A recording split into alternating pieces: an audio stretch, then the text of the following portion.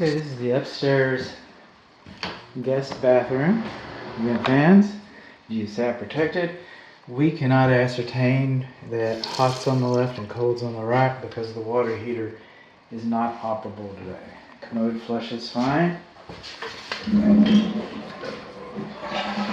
Not just this bathtub, but all three of the bathtub's drain stoppers are loose.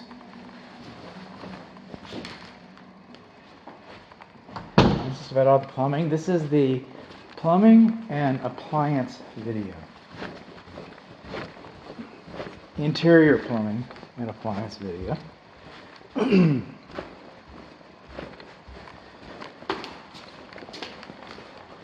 This is the guest bathroom. And the GFCI, when it trips inside the parent's bathroom, this is how you reset it, is in the guest bathroom. Again, we cannot determine. All the plumbing looks relatively straight. All three bathtub stoppers are loose. Got a little bit of rust down in there. I'm sure they're going to clean that. We do not have shower curtain rods. I'm sure that Mr. Builder is going to be more than eager to help with that. We're going into the parents' bedroom. Since this is appliances, and I didn't notice this upstairs, but these are the thermostats. This thermostat is in the parents' bedroom, and the other thermostat is in the upstairs east bedroom. Now, thermostats shouldn't be in bedrooms because they're dumb animals. All they know is what you tell them to do. If you want it to be 67 degrees, it's going to just sit there at 67 degrees, thinking that you're comfortable. It could be 80 degrees on the other side of the door. It could be 50 degrees on the other side of the door. This guy has no idea what's on the other side of the door. I understand that it's a little more convenient, and wouldn't you want to do that? Is that right? Here goes my method. Parents' bedroom door swings open on its own accord. And that's just the way it works. GFCI protected, but it's in the other bathroom. Again, sinks work. Pretty boring plumbing wise. Not finding a lot of cool stuff yet. Commode, like all the commodes, they've been flushing. Fans have been fanning.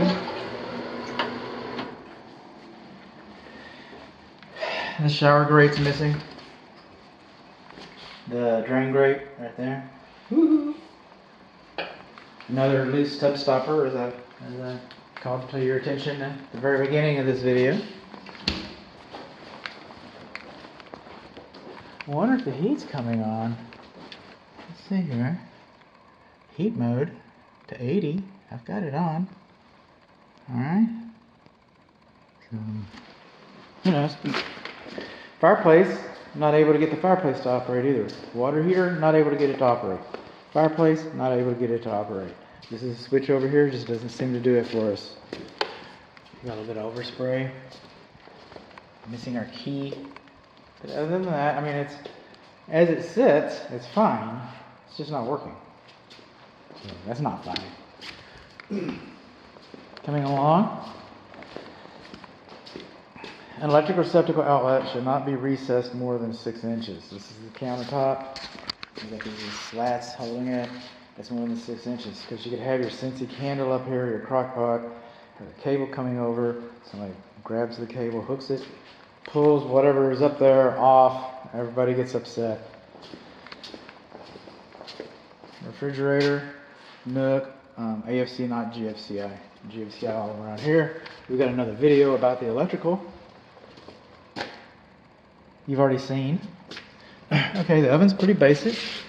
You just turn it on. Cooking methods. Take your pick. You got bake, broil, and keep warm. Microwave works. Worked it for 15 seconds. Cooked some paper. I couldn't get, and I got a warning here. It says, stop. Installation of this appliance is not to be inspected and tested because of one or more utilities or inoperable at the time of installation. Do not remove this until the unit has been properly inspected and tested. See information instructions for details. Well, I'm a home inspector. We got gas. Okay. I can hear it.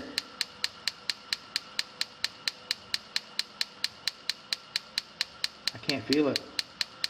It's just not working. The vent fan's high enough, the vent fan's ducted, vent fan comes on, does all the things that you're going to expect a vent fan to do.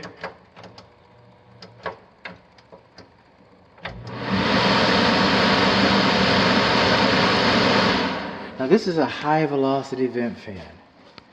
And this is a very tight house. A very tight house. So where's it going to get its air? Where's it going to get its air? Through the chimney some kind of way, seeping through there where the heat comes through? I don't know. You might think about, and depending on the velocity, depending on the cooking, even depending on your use, you might think about having an auxiliary fresh air induction fan.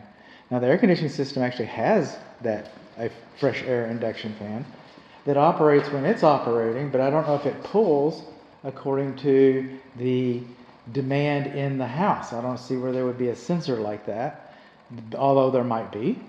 But you might want to ask the builder about the fresh air induction fan, and does it help compensate for the cooktop?